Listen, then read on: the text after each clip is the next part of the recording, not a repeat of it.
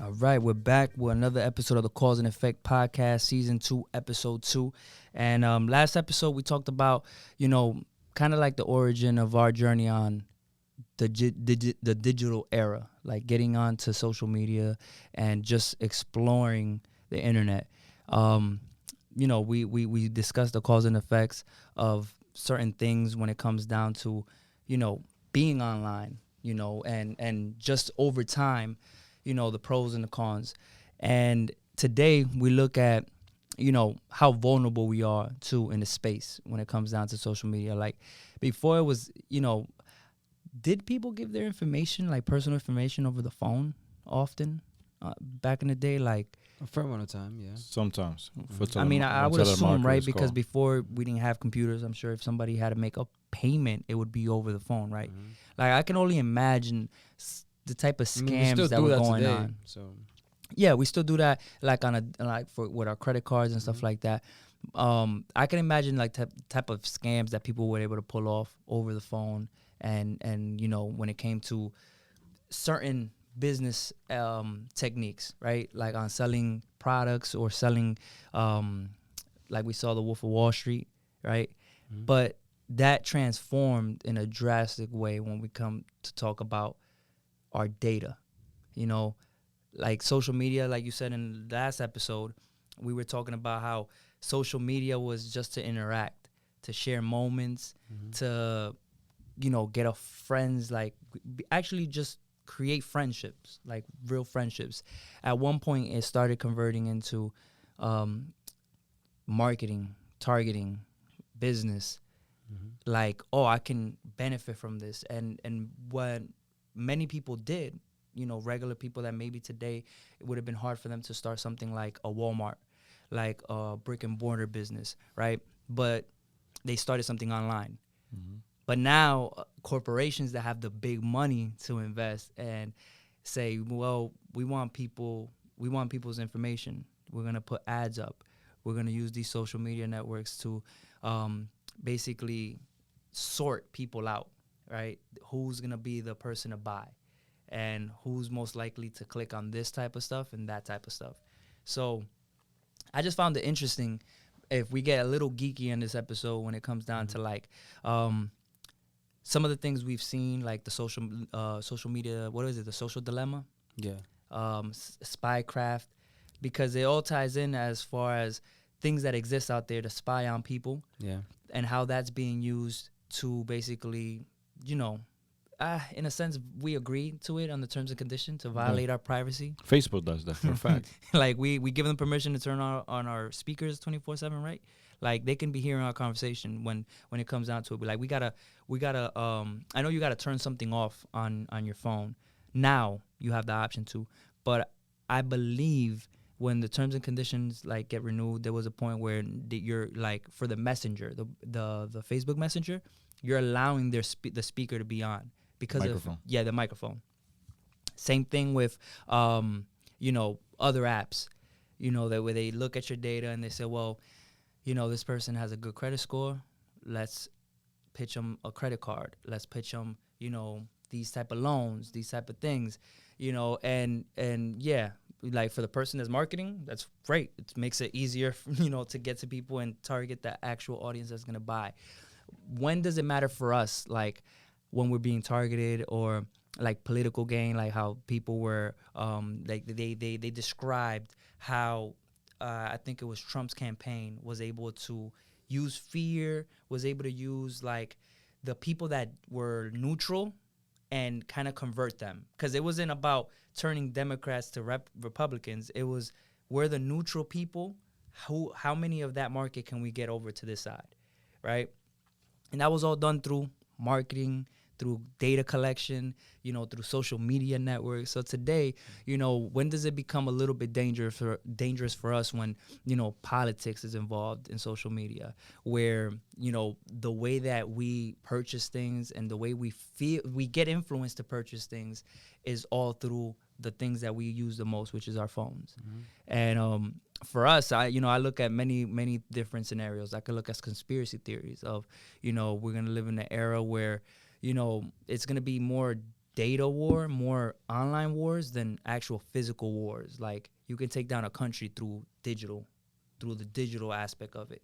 You know, like we've seen movies where the idea of like Fast and Furious, they control cars, the electric cars all at once, and they hack them, right?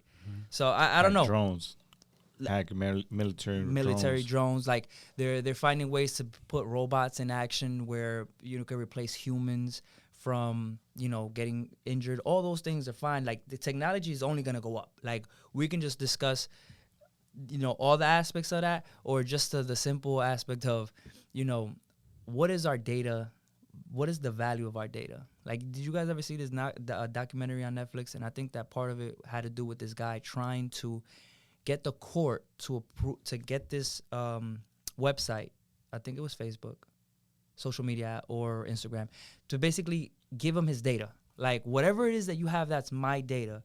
Like, he tried and sued and tried to, like, get the courts to get these companies to hand over his data.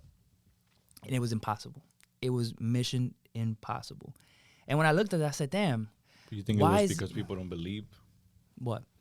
Like, believe what? People don't believe that type of information is stored, or it was impossible because no, it was just the company kept the I believe it was Facebook. You can correct me if I'm wrong. If there's a listener that's more well-rounded in that docu, I'm just recalling it, and I just remember like the dude like really investing money in lawyers, really investing in trying to figure out how he can get companies to hand over that information. Because if that exists, if you collect data, if you have my data, why can't I have access to it? If I created a profile on your social media network, do I not, like, how is that going to affect us in the long run when we can't really discover how we can collect that information? Because you will start probably panicking knowing what kind of information they have. So much information. Because it's like when someone mentions, oh, this company or this social media website, whatever, has information, you automatically think it's your name, your date of birth, and maybe your address or whatever, or your zip code, your surrounding. The basics that you give. The basics. But what if they have more? Well, what if they have your credit cards? What if they have where your day-to-day stops? Like, oh, he went from home to this coffee shop, to this job, and then he was there for 8 hours and then came here. Like, what if they have every point A and B and all that stuff? Like, that's just crazy. I don't think you're far off on that actually existing, because how do they know when you're standing next to somebody? Like, it's through your phone signal, so they can pin people together next to each other. And that's real. And that all comes together. That's real, because now, I don't know if it popped up on your phone, but there's a thing on Apple now that you fill out your COVID-19 information, and when you come across other phones that the person put that they're positive, like, it'll alert you. Like, you're around a hot area. Like, there is people, you have common contact with people that have COVID, because you put in that information, and so quote unquote is private. They don't give your personal information to the other phone. They just alert the other phone that there's someone in that area that you've been that's COVID positive at the moment. And it asks you to put your information even if you're negative. And man, listen, bro, that COVID is fairly new. So imagine that type of technology just popping up because of COVID, or that already existed. It already existed. And they just implemented it. It was with something COVID. that's been used, and now they're using it for something else. Like, oh, we already have this, so why not use it for this? And by any means, I'm not trying to make the listeners paranoid. These are conversations we talk. Yeah, well, hey, I mean, if you didn't watch if you watched the movie Snowden, like the dude that outed all the companies that were stealing our information and spying on people, actually spying on people, like if you're a person that believes that that doesn't exist, or you're the person that believes that could have happened, then that's why he's out in a different country, still fighting the U.S. and avoiding trying to get, sent back over here and go to trial, because he's going to get hit, like, for treason. Yeah. You know what I'm saying? And that was just him telling the public that, like us, like, hey, these guys are watching your every move. There's a technology out there that by the words that you say, your screen pops up to us. And I look at that and say, well, what's if there's an algorithm that has a mind of its own, how can there not be something that's that has like the conocimiento, like the knowledge to pick up words that are important and just bring them up just in case. Facebook has that system. Facebook has a system that it literally, well, there's people sitting in the computers also, but the system helps them. So it picks out words and kind of videos that have certain things that, certain body parts or whatever, certain actions that the computer is just smart enough to know that that's wrong, or certain words or whatever. And it will it will send them to that person. That's how people through get that like their tunnel. stuff taken down. Yeah, that's how a lot of Like shit gets violence, caught, whatever. you don't meet the guidelines. Like all that is existing for security and for stuff like that. But you can also use it for the other side of spying, collecting for your own benefit. We voluntarily give these companies our information because we want to be a part of their ecosystem. But when does it become a problem where we need to find a way to be able to block some of that type of shit? It's You know like, what I mean? let me put it in this simple way. It's like, all right, we're just role playing. Like if you're trying to date someone and it's like, all right, whoa. we're That's role what you guys playing. gonna Relax. role play? Relax. He's about to go So, far. So you're Yeah, the girl, we're- I guess, he's asking you to date. Hold on, bro. Can No, I no, just no. do this? No, All go right. ahead. What's the Just cup? making sure. Who's So the girl, it's though? like, oh yeah, we can date Okay, if you give me your information from your phone, so I can check your phone. okay, Chico.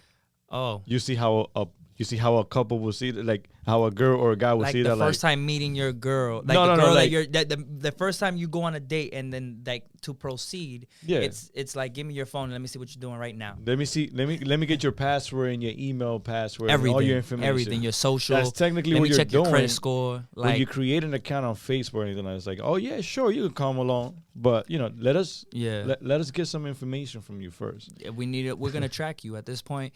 We know what you like. We feed you what you like. We know who you hang out with. We tag your friends. There's times where I have pictures on my iPhone that tells me who's the people on my contact list, and I'm like, that's technology. They're scanning people's facial features and however we interact on a daily basis, whether it's from Facebook or Instagram. Somehow Apple knows that this is Fernando in this picture, and I can kind of like tag them in a certain way or something like that. So I'm just like, when I see those things, I just be like, I laugh within myself because I'm like, all right, I know I'm not gonna eliminate this because there's nothing wrong that I'm doing to be so paranoid to get off social media. But again, at what point does it become a problem where you need to know what you can do to either block some of this stuff from hackers later on because everything's online and now your information is just free on the market? Like, I look at cryptocurrency when they explain the technology behind it of, I've heard people explain the possibilities of many companies or many other people just taking that technology to safeguard their transactions and their information and kind of block out the ads, the companies that are trying to like invade and just collect things for their own personal gain. And, I'm not a tech expert. Nobody here has any expertise in that area, but we've done our fair share of research, right? By docs, by reading, by just observing our own life and seeing how when we mention lights, how many ads you'll see about lights depending on what you were talking about, photography, home improvements. Like it's obvious, at this point what they're doing. It's blatantly And now out they're there. trying to get you everywhere because it's like we went from the phones, and then our phone all of a sudden developed in a Google and a Siri, and Your home is and completely Alexa. tapped. And then it went to the home, Completely tapped in. and then it went to the home where you have the Google, the Alexa, the Siri. And now it's on the cars where you have the Alexa. So it's like you go from walking around, they listen to you, and then now you're walking around these objects, these electronic Everything, things in bro. your house, and then you get in the car. So like, okay, wait, what was he saying? Wait, he going to the car now. All right, we can hear now. Like, bro. Like, Imagínate, and this might go off a little topic, but I thought I watched the series on Netflix about spycraft, where there's been obviously spies that go from country to country, whether it's Russia, America, or other countries, trying to collect information on their opponents or their enemies, right? And it tripped me out how, like, you see the movies and there's actually stories, like they share certain things where people have gotten poisoned, where there's information out there that they need to avoid getting out, so they target certain places, certain people, and these assassinations occur, right? And you think about all the gear they had back then to spy on their enemies, where they'll be like tapping phones, doing this and doing that there. And I look at that and I say, if they're able to create stuff like that for those purposes, like, why is it so far-fetched to think that the mass in some way is being manipulated or watched over to be able to, you know, kind of steer it in the direction that they have some type of control over? Exactly. There's a battle going on right now with the government and tech companies. Tech companies have more information than the government.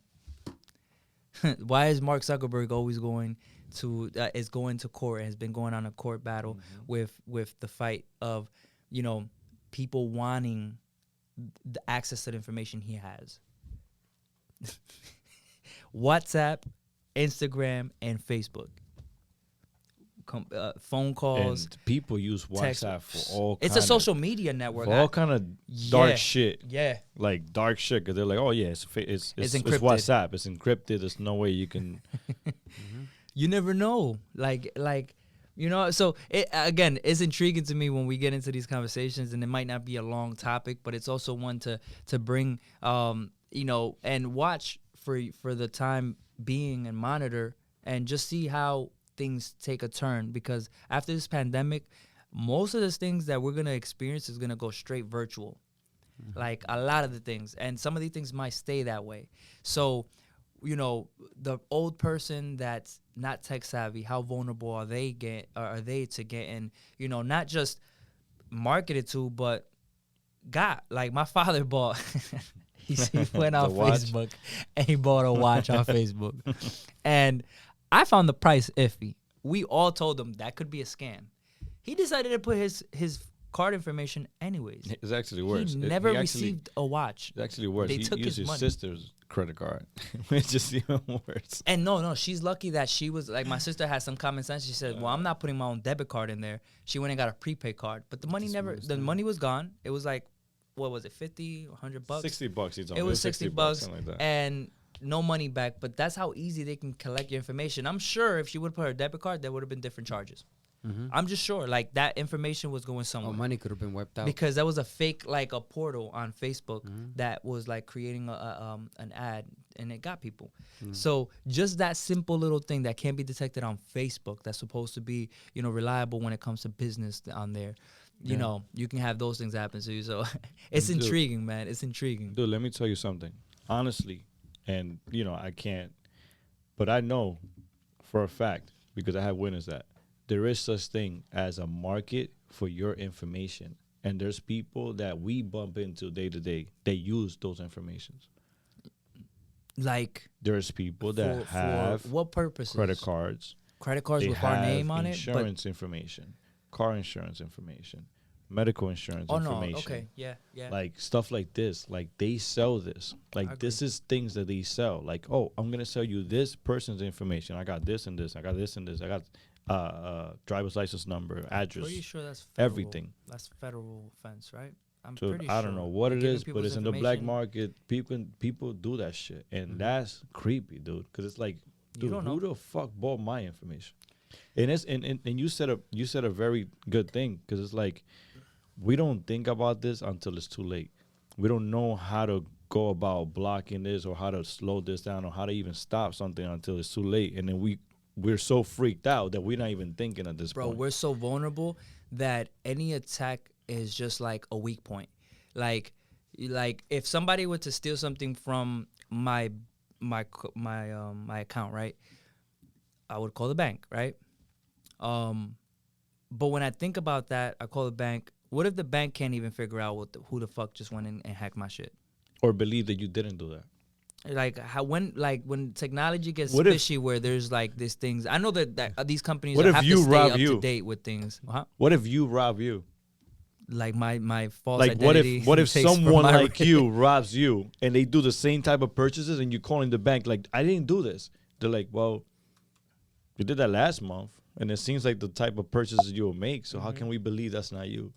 Like, you imagine that shit? Like, Hey man, it listen. can get There's people really that hard. watch people's moves. There's people, Yeah, there's a business, is what, like you said. There's a business in that, So definitely. I tell this, my dad. He was very big on always carrying cash, always like, don't have your bank account, keep track of it. Make sure that transactions are coming out, because he's experienced like seeing $1 taken out, $2. Like, imagine every month, bro, you get $5 taken out in increments, and you don't know, and you don't pay attention to that because it's $1, $2.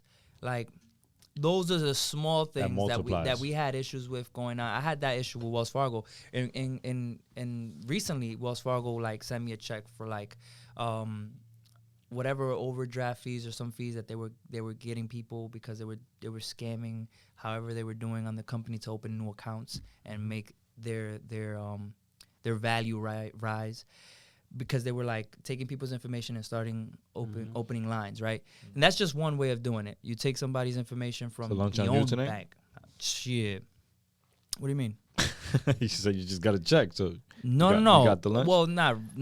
I say I just. That's not like today. It was recent, but it was $67. It was. still got the lunch, big though. shit. Well, there you have it, folks. No, but in all reality, no. When I look at this conversation, the point that we brought it up was to just dissect a little bit of where we're heading with technology, right? There's benefits to it too. Like, people are becoming smarter, and there's like people like, there's probably companies out there that have like a real what do you call it? Like a safe, in a sense, for a virtual wallet, a virtual safe, something that that is digital online, Dude, whatever the case, you can access it. It's amazing to go to a website and let's just say, like, if you had to pay your bill, like for example, like my electricity bill, like You don't all gotta my make a line no information more. is there. So it's like I open the app, I scans my face, I go pay bill, confirm. That's it. 2 seconds. I don't have to call. I don't have to make a line. I don't have to drive there. Like, it just takes 2 seconds, and they save your information. So that's why it makes it easier. You don't have to input the car. You don't have to input the address. You don't have to input none of that. So it's like people just get comfortable with that. So people And that's the trade problem. comfort for privacy. And don't say, like, that shit happens all the freaking time. And it's like, I tell my girl all the time, it's like, there's times that I'm using the computer and I'll put F, and it's like, you'll see it fill up all my information. I'm like, wait, what the fuck? I'm like, why do you have this saved? Like, it asks you, do you want to save for future or not, or whatever. I always say no. I'm that type of guy. Like, you I don't don't want that save on the, nothing. on the I Explorer. would put that credit card 1,000 times if I have to. Yo me harto de esa vaina. I And don't like, and like care. you said, like, we get comfortable. A lot of us are And that's what trading you get. That's our what you get. privacy for comfort. Like, I remember watching something that made me think, like, if I really wanted to do this, obviously I have no reason to do this, but going off grid completely, like, there's like this whole thing you would have to do. Like, there's this guy that trains people, right, how to go completely off grid, where there's just no digital footprints, because what we do is leave digital footprints. If I click on this website, that's a footprint.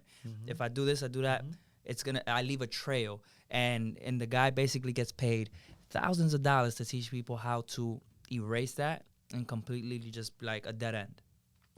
And those are for people that are like in danger, like a spouse that's like a restraining order won't do it, right? Or people that have real money that can get to you, Or so you someone that kind of just like needs to disappear for any reason. for whatever reason, We right? have no- Like, I'm sure there's many cases to this day, today that are going on right now as we speak, of somebody trying to disappear their identity, whatever. But it came to that point where I'm like, well, how can I become invisible to these social media platforms?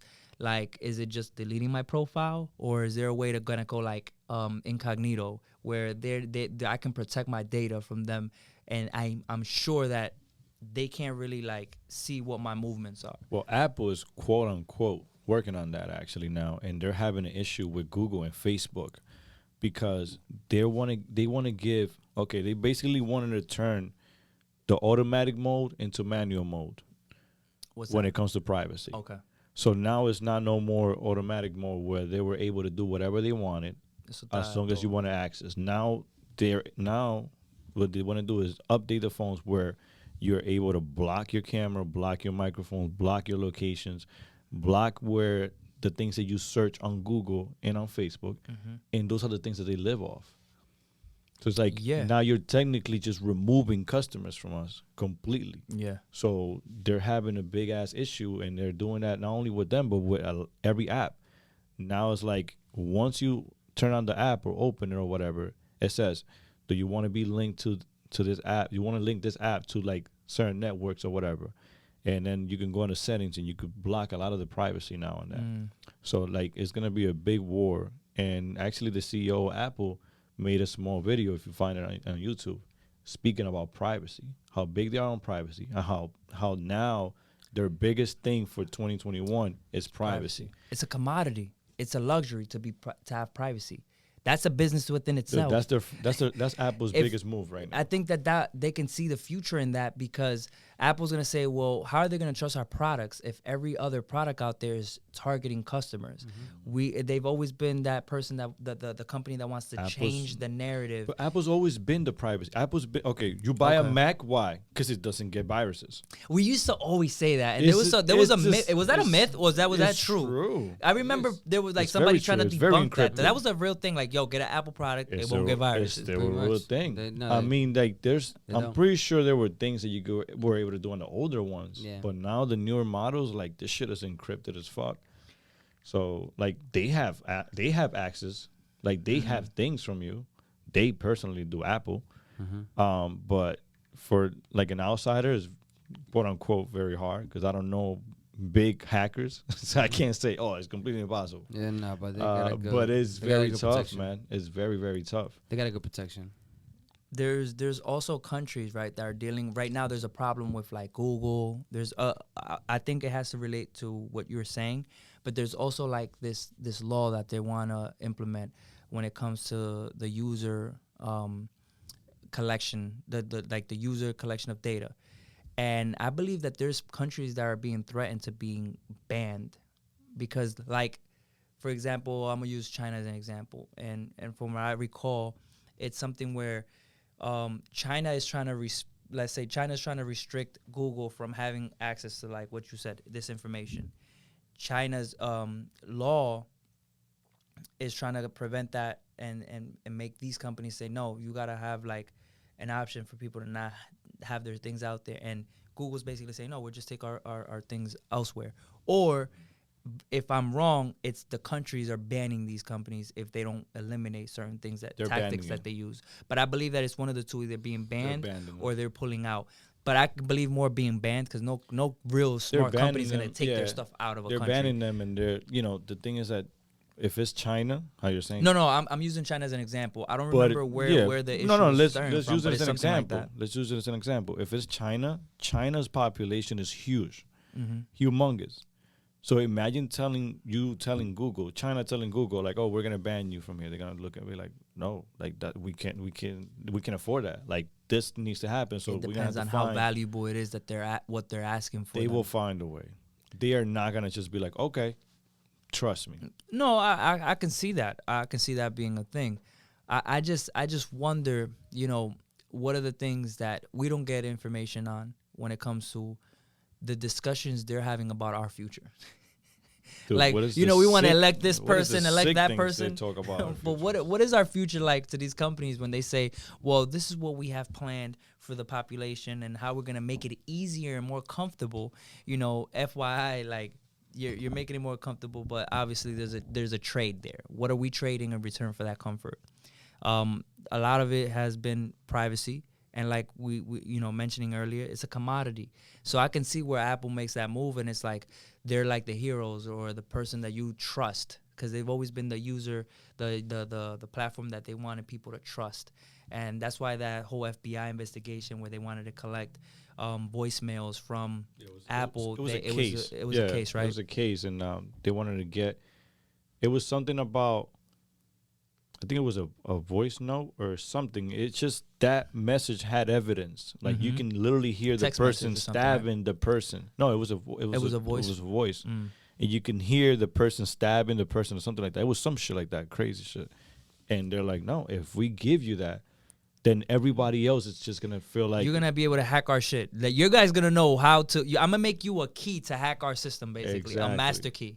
So they're like, oh, like they wanted to give them a one-time use key, but they're like, oh, what if we give that to someone and then your team just knows how to make one now, and then now y'all know what our technology is. And now we have to create something to kind of. And it got crazy where I don't remember the ending of.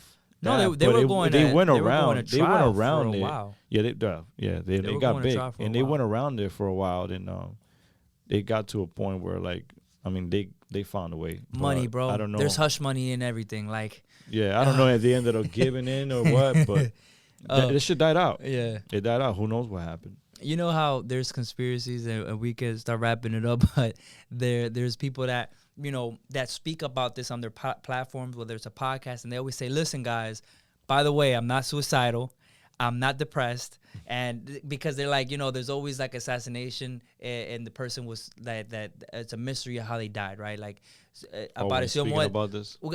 There's people that say like if you talk too much about things, if you have a big enough audience, you become like this voice of threat, whatever. Like, and it's happened in the past with very very big leaders. Right, but we could delete this episode. This is not going out. No, I just find it funny because I thought about it. Like I've heard a recent podcast where they were like, by the way, I am not this, and that. I'm not suicidal, not depressed. I love my friends. Like, I'm cool. Everybody around me knows I'm good. Like, just in case you're listening, FBI. Like, and I find that to be like, at this rate, if you have a big following, there's countries that will do that to you. Like, the upside of the United States, that we might not be. We have more freedom of speech and more leeway to, more freedom of speech to say what we want. Because some people, online. Because like you can say it, they just make you sound crazy. Like they twist the media on you. They censor you sometimes. They'll censor you, but in other countries they kill you. Like you will die for voicing your opinion against whatever government, whatever company. It's not freedom of speech, still, at the end of the day. I mean, it is somewhat, but if they're censoring your opinion at the end of the day, it's freedom in a sense where you still get to live your life, at least. You know what I mean? Because there's people that I'm talking about the severity of how people really are able to be oppressed on when it comes to speaking. Like us having mics here, having this podcast to other people, that's like a forbidden underground thing unless you're complying to what the things you can talk about. Maybe sports, maybe technology, but you can't talk about the bad things that are going on in your country or the bad thing that the government is doing, because you can be targeted in some way. And today, talking about this, I'm just grateful that we can have this discussion, talk about, the pros and cons and something like this, and whether it sounds like we're, speaking ill about whatever business methods, companies, governments, have. Not, man. It's our view and just our opinion. This is a stay woke conversation. Pretty much. Deadass. That's what it is. Privacy is a commodity. And that's all I could really think about. And there's times where I think about having a place where I can go. You were talking about something like this, like creating a technology where, like, if you're in an area in your house that is basically like a force field from like signals or anything like that going out. It was something within that nature. I remember having this conversation. It was a long time ago. I know you can buy something and block everything. That could block. You could block the signal of your whole house, and then depending where you live, it's gonna get your neighbors. But you can buy it, put it in the middle of the house, and block. How does that affect you? Like, can you still use your your internet, or it just blocks any type of signal? Everything. You can going out or in. See, that's one way about going. We talking that's so extreme. Much. That's craziness. I think we sharing too much. My name is Rafael Madera, and I live in Connecticut. At least you're giving the right whereabouts. Information. Yeah, the whereabouts where you can actually find them. So yeah, that's our take on some things when it comes to like the technology space, where we're heading with privacy and what we should look out for and be aware, and I guess be a little bit more informed. I'm not reading terms and conditions on social media apps. Like, that's just me. Like, have you ever read a terms and conditions? I tried. I really tried. I know you probably. You really look like tried. a nigga that just said, you know what? I really let tried. me give this a real shot. I can't get past the second sentence. It's I'm like, and I what are start you scrolling, telling me? I keep scrolling through the main, like the main ones, looking like, oh wait, privacy, what, location, wait, what, but bueno. yeah. Yo lo que sé que yo quiero entrar aquí a ver culo y vaina. And edit that. Oh, wow. 35 minutes in. Right there. That's all Rafi there. Thank Just you. speaking for him right now, you know? So that's our take on privacy. Thank you for tuning in to the Cause and Effect podcast live from underground in Texas. And just make sure when you're done listening to this episode that you go and log in. Wait, what? You go to our website, causeandeffectpod.com, and get yourself some merch. We have some cultura that's becoming very limited. We have some Cause and Effect hoodies that will become very limited because it's getting hot out here in Texas. So we're about to switch to T-shirts. And yeah, man, thank you for listening. Thank you for tuning in. Thank you for listening to us. And outside of everything else, go to www.causeandeffectpod.com. Support the podcast. Show some love. And if you're not going to buy merch, share it with somebody you love. Thank you for tuning in. And we are... This nigga said Texas.